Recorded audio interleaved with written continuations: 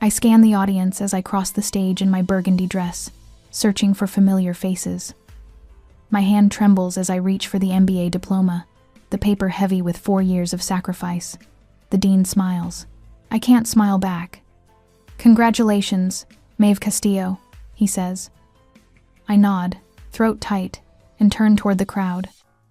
5 seats, 3rd row center, reserved with a small Castillo family sign I'd placed there myself this morning, all empty. My chest burns. I'd booked a table at Romano's, that Italian place downtown, $350 for dinner, a hotel room for my parents, a photographer scheduled for family pictures after the ceremony. I walk down the steps, clutching my diploma. The woman behind me has 6 people cheering, holding balloons and flowers. Her daughter screams, "Way to go, Mom." The sound cuts through me like a knife. No husband, no kids, no parents, no one cheered. In the 10 years I've worked at Portland Investment Partners, I've watched 3 men with less experience move into corner offices. Last year, when I asked about advancement, Mr. Harrington leaned back in his leather chair and smiled. Not unkindly, but with that patronizing tilt of his head. "If you want to move up here, Maeve, you'll need an MBA. That's just how it works. 4 years of night classes while working 55 hours a week. 4 years of missing Aria's dance recitals and Lucas's soccer games. 4 years of falling asleep over textbooks, waking at 5 a.m. to study before the kids needed breakfast. Adrian promised it would be worth it. When you finish," he said, "we'll celebrate big. The kids and I are so proud of you." My phone buzzes in my purse as I reach the parking lot. A text from Adrian with a photo attached. Lucas and Aria at Gavin's house, toasting marshmallows over a fire pit. My brother's arm around my husband's shoulder. My parents sitting in lawn chairs in the background, paper plates balanced on their knees. Another buzz. A text from Gavin. "Awesome BBQ. Wish you were here." I switch to my morning texts. Adrian's note from 7 a.m. "Took the kids to Gavin's early. We'll try to make the ceremony. Congrats, Adrian."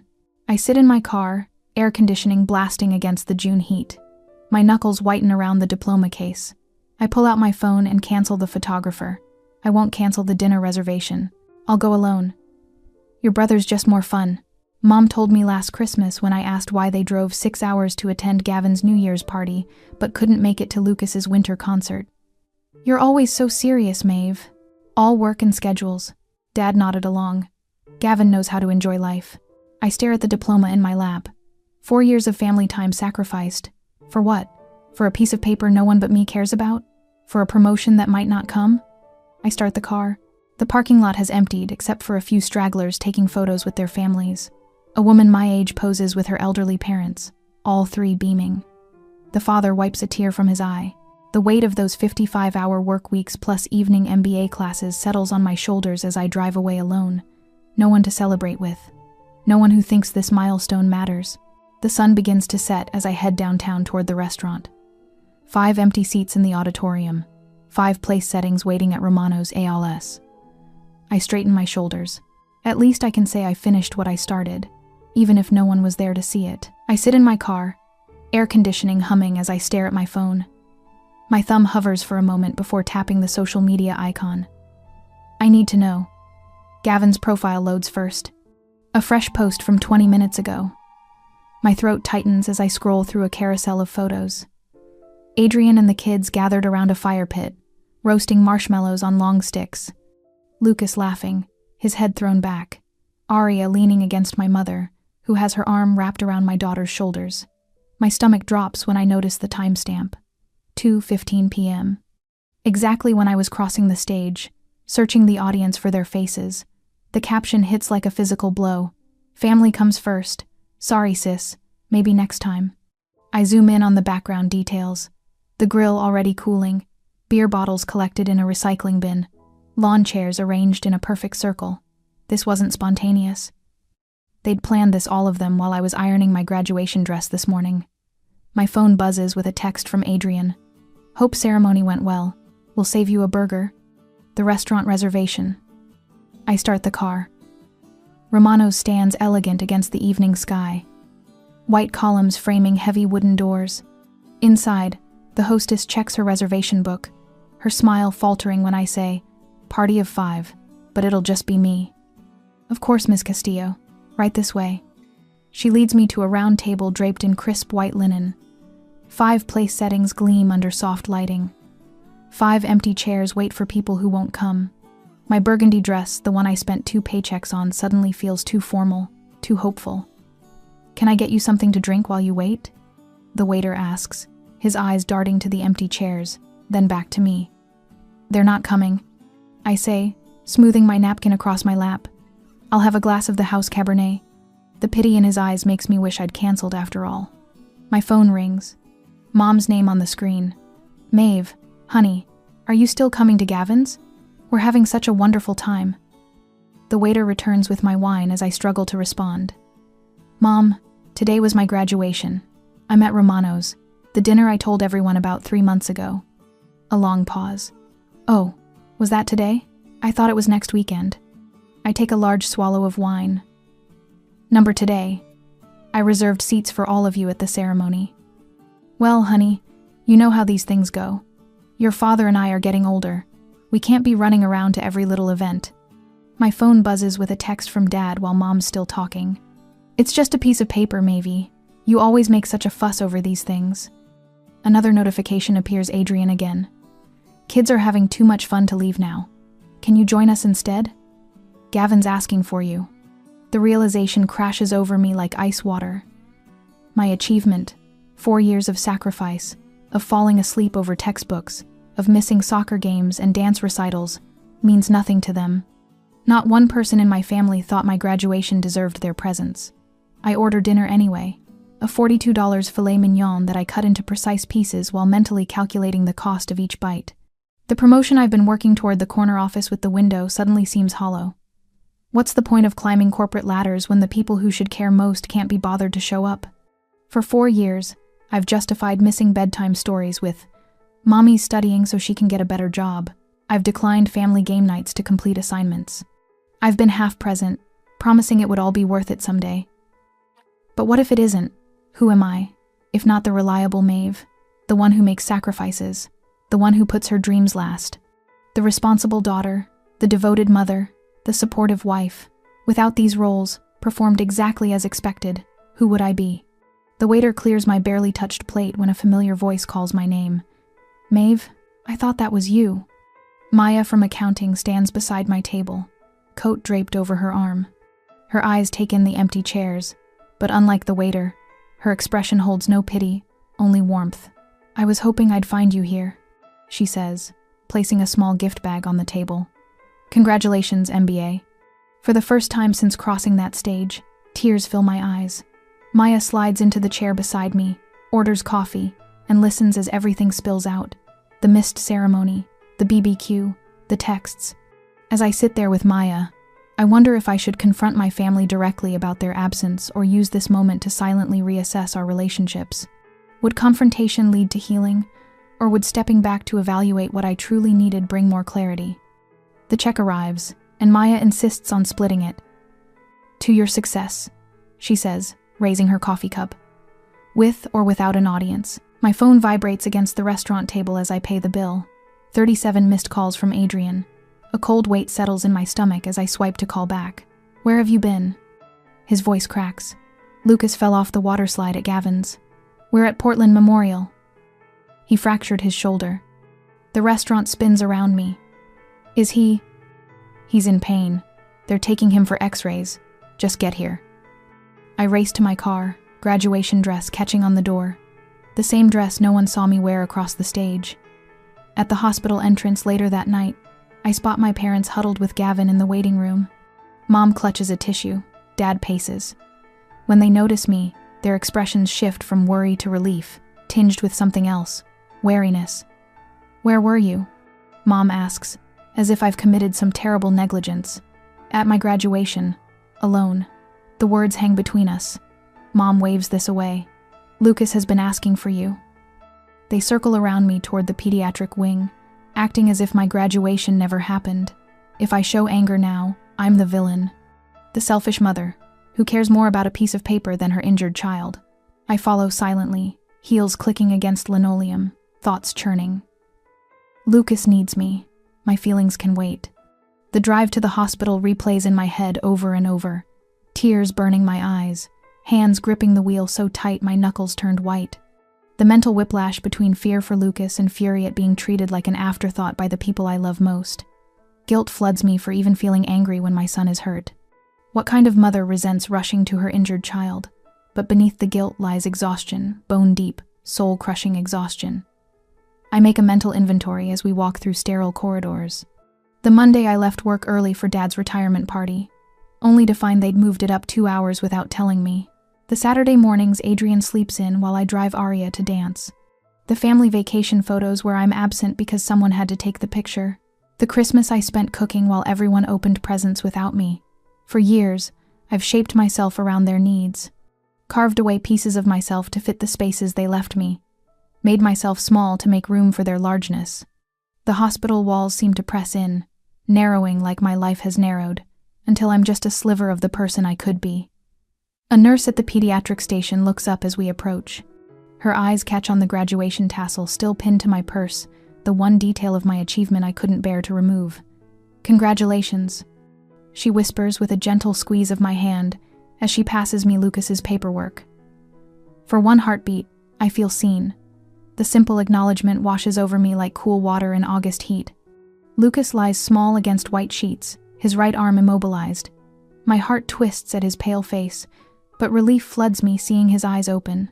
Adrian stands from a chair beside the bed, and Aria runs to hug me. "Mom," Lucas tried to flip off the water slide and crashed. My family clusters on the far side of the bed. Gavin, his wife Tara. They've formed a united front, while I stand separate, still in my burgundy graduation dress. An outsider at both celebrations today. "The doctor says it's a clean break," Adrian explains, not quite meeting my eyes. "He'll need to wear a sling for a few weeks." I nod, stroking Lucas's hair. His medication makes his eyelids droop. "Mom," he mumbles, "did you get your diploma thing?" The room falls silent. Our eyes shift uncomfortably. Something inside me cracks open. "Yes, Lucas, I did." I straighten, meeting each gaze in turn. "Funny how you can all show up here, but not one of you showed up for me today." Mom starts. "Maeve, this isn't the time." "When is the time?" My voice stays steady, surprising me. 4 years of sacrifice. And you couldn't give me one afternoon? The silence stretches taut as a wire. "We didn't think," Adrian begins. I raise my hand, stopping him. "That's right. You didn't think. About me. About what this meant to me." Gavin shifts, uncomfortable. "Come on, sis. It was just a graduation." It wasn't just anything to me. The words release something I've held too long. The door opens. Maya steps in holding a duffel bag, her gaze taking in the tableau before her. When I texted her from the car about Lucas, I never expected her to come. "I brought you a change of clothes," she says, moving to stand beside me. "And I called your boss. He says take whatever time you need." Maya's presence straightens my spine. While my family stares in mute discomfort, she listens as I explain Lucas's injury. She asks thoughtful questions about his care, while my parents exchange glances and Adrian examines his shoes. With Maya beside me, my voice grows stronger. "I need space," I tell Adrian, meeting his eyes directly. "I'm staying at the hotel for a week." "What hotel?" Adrian asks. "The one I booked for my parents to attend my graduation." His face falls as understanding dawns. Hours later, after Lucas is settled for the night, I check into the downtown Marriott. The room overlooks the city lights, a view I'd imagined sharing with my parents. Instead, I'm alone with the first decision I've made for myself in years. I sit on the bed's edge, twist my wedding ring off, and place it on the nightstand. Not forever, just for now. Just until I figure out what I truly want from these relationships that have taken so much and given so little in return. The ring makes a small circle on the polished wood. Perfect and empty, like the seats at my graduation. Each morning, I visit Lucas at home. His shoulder has begun healing, the sling less awkward against his lanky teenage frame. I help with his homework, check Aria's math assignments, then leave before dinner.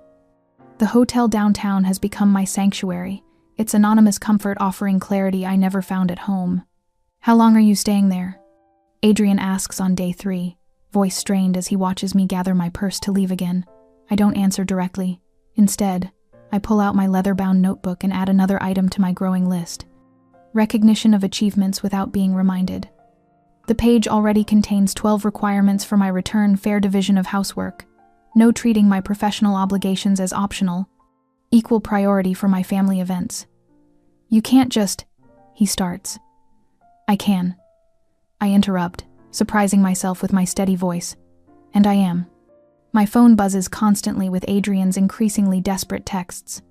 My parents leave voicemails, their voices shifting from indignant to concerned.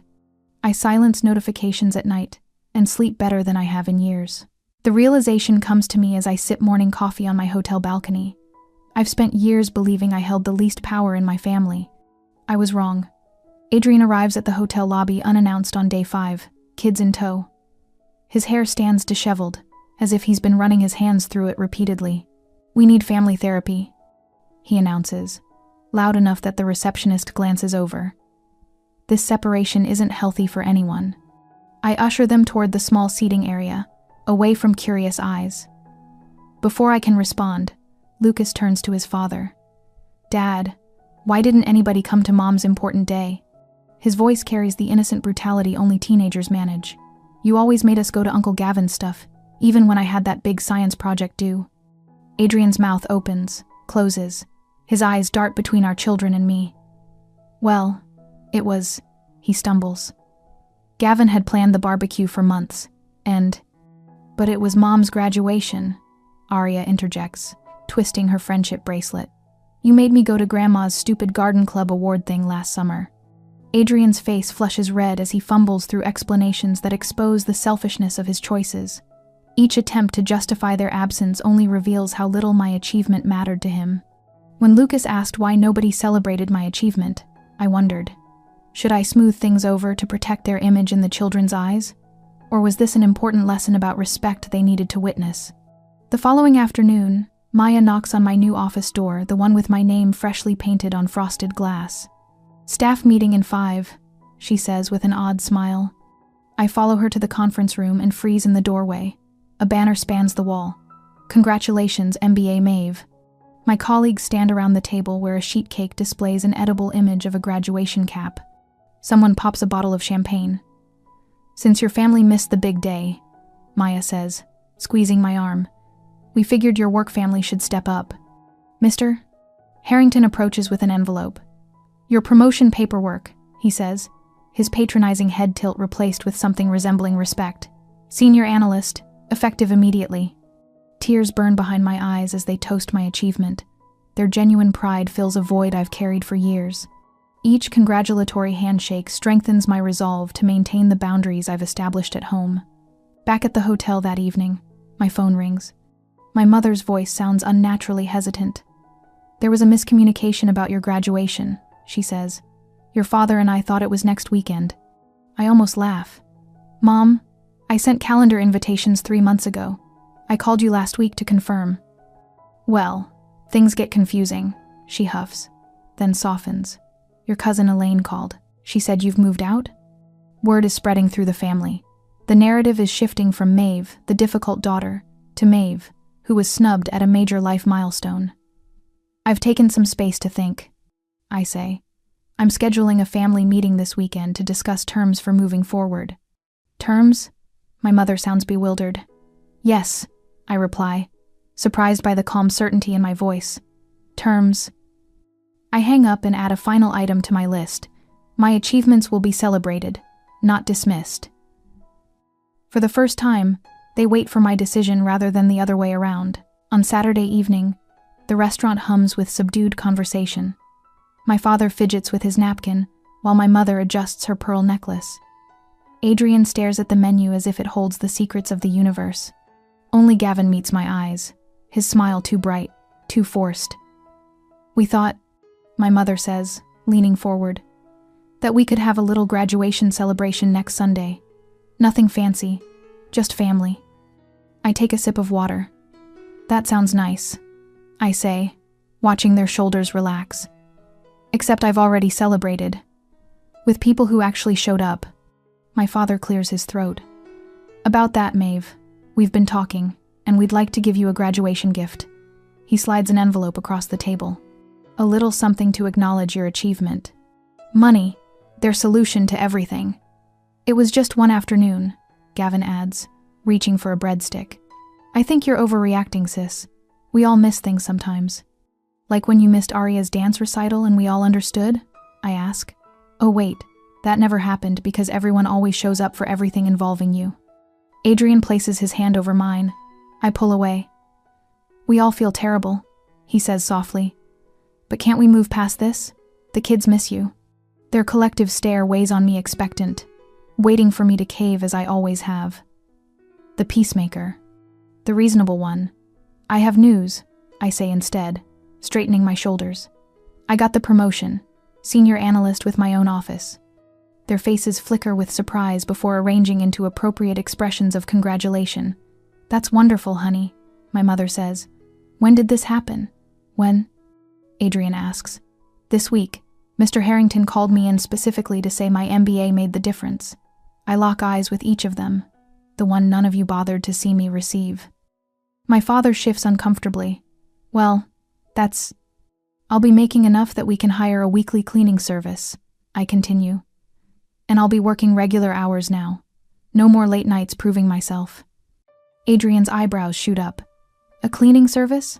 That seems unnecessary. It's non-negotiable. The words taste different on my tongue. Strong. Certain. I've spent 10 years doing 2 full-time jobs my career and managing our home. That ends now. Maeve, my mother interjects. Families require sacrifice. I'm not asking for special treatment, I say, my voice steady. I'm requiring basic respect, something I haven't received from any of you. The table falls silent. A server refills our water glasses, glancing curiously at our tense faces.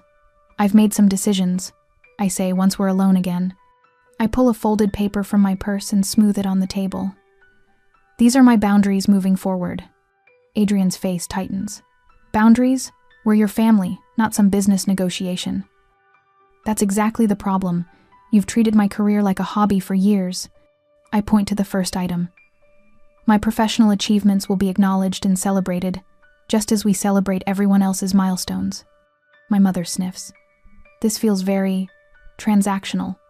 Second, household responsibilities will be equally distributed. I've included a schedule. My father shakes his head. Maeve, you're being dramatic. One missed event. It wasn't one event. My voice rises despite my efforts to control it. It was the culmination of years of being overlooked, of my needs always coming last. Adrian reaches for the paper. We can talk about this at home. Number. I place my hand firmly on the document. We're discussing it now, with witnesses, so no one can claim later they didn't understand. Gavin laughs nervously. Come on, sis. I'm prepared to permanently redefine my relationships with all of you. The words hang in the air between us. I deserve better than what I've been given. Adrian's face pales. Are you saying? I'm saying exactly what I mean. I fold my hands on the table. For once, I need you all to listen. A small voice breaks through the tension. Mom's right. We all turn to Lucas, standing beside our table with Arya. I didn't even notice them returning from the restroom. You should have been there, Arya adds, her eyes meeting mine. Mom worked really hard. We should have been there. My children slide into their seats beside me, a united front I never expected. The stunned silence stretches across the table as my family realizes that everything has changed. The old Maeve, compliant, accommodating, eternally understanding, is gone. The waiter approaches with appetizers. No one moves to serve themselves. Later, my cousin Jennifer calls. Is it true you're separating from Adrian? Her voice buzzes with barely contained excitement. I'm evaluating all my relationships, I say carefully, including my marriage. And your parents? I heard you gave them some kind of ultimatum.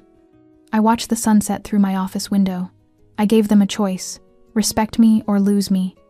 After we hang up, I trace my fingers along the edge of my newly framed MBA diploma, the one Maya and my coworkers presented to me this week. A card from Mr. Harrington leans against it. Portland Investment Partners recognizes excellence. Congratulations, Senior Analyst Castillo. I don't know what my family will choose. I don't know if Adrian will step up or step away. but for the first time in years, I feel something close to peace. Not because everything is resolved, but because I finally acknowledged my own worth. The path ahead remains uncertain, balanced between hope and resolution. But whatever comes next, I will face it standing tall, no longer diminished by those who should have lifted me highest. I stand at the head of the conference table, watching my team nod as I outline our new investment strategy. Morning light streams through the windows of my private office, highlighting the nameplate on my door. Maeve Castillo, Senior Analyst. Any questions before we wrap up? I check my watch. 4:45. I'm heading out at 5 today. 2 months ago, I would have stayed until 7, desperate to prove my worth. Now I close my laptop at 5, sharp, declining Mitchell's last-minute request to review projections that could easily wait until tomorrow. I have dinner plans with my family, I say without apology, without the familiar twist of guilt in my stomach. The sensation of walking away from work without justification feels like shedding a heavy coat I didn't realize I was wearing. On the drive home, my phone rings. Gavin's name flashes on the screen. "Hey, just confirming you're still coming Saturday," he says. 2 o'clock works for everyone.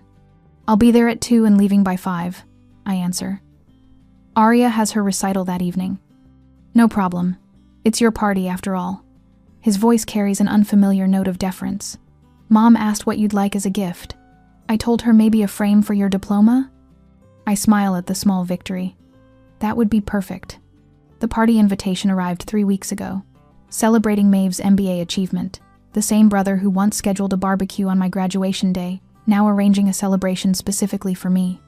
I accepted with clear boundaries about timing and expectations, watching my family adjust to accommodate me for once.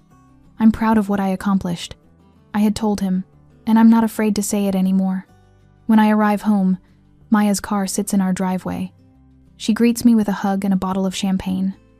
Pre-celebration, she explains, following me inside where 3 other colleagues wait. These people showed up when my family didn't, sending congratulation cards when my achievement went unacknowledged at home. Maya raises her glass. To knowing your worth, even when others don't see it. We toast, and I feel the warmth of connections built on mutual respect rather than obligation. These relationships formed during my darkest moment now stand as pillars of my reconstructed life. Next day, after work, I walk into the kitchen to find Lucas loading the dishwasher while Arya sets the table. Adrian chops vegetables, glancing up with a cautious smile. "How was your day?" he asks, the question weighted with awareness that once he wouldn't have bothered asking. "Good," I answer, noticing the calendar on the refrigerator with family therapy, 4 o'clock, written in Adrian's handwriting.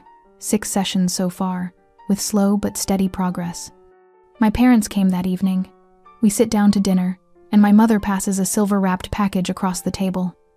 "Your father and I thought you might like this," she says. Inside, my diploma nestles in a simple silver frame, not the elaborate celebration they gave Gavin for completing his certification course last year, but a beginning. After dinner, I stand in my home office, gazing at my reflection in the window. Behind me, the burgundy dress I wore at graduation hangs on the back of the door, no longer a reminder of emptiness, but a symbol of the day I finally recognized my value. As I settled into this new family dynamic, I wondered if forgiveness should come with conditions, or if setting boundaries was itself the path to healing. Can relationships truly transform after betrayal, or do we simply create new versions that honor who we've become?